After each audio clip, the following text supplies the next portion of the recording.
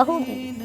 ربیع الاول کو اہل معرفت ربیع النور بھی کہتے ہیں۔ بے شک حضور اکرم صلی اللہ علیہ وآلہ وسلم کا ظہور تو نوروں کی بہار تھی۔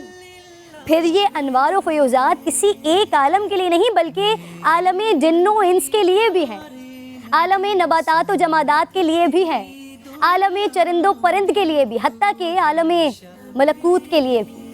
اسی لیے قرآن حکیم نے آپ صلی اللہ علیہ وآلہ وسلم کی بعثت و ولادت کو اہل ایمان اللہ رب ذوالجلال کا احسان عظیم قرار دیا ہے۔ آج کا دن ہم سب کے لیے ناظرین تجدید عہد کا دن بھی ہے کہ ہم عشق مصطفیٰ کے دعوے دار ہیں، لیکن کیا اس دعوے کی دلیل بھی ہے ہمارے پاس؟ سوچیں اگر ہمارا عشق مصطفیٰ کا دعوت درست ہے، پھر ہماری صبح شام کیسے گزر رہی ہے؟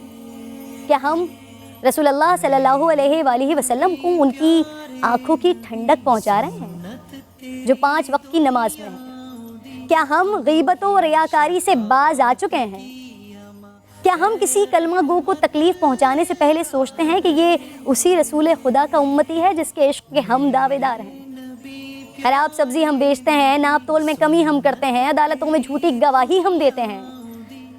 اگر میں صرف اپنا احتساب کرنے لگوں ناظرین تو صبح سے شام ہو جائے۔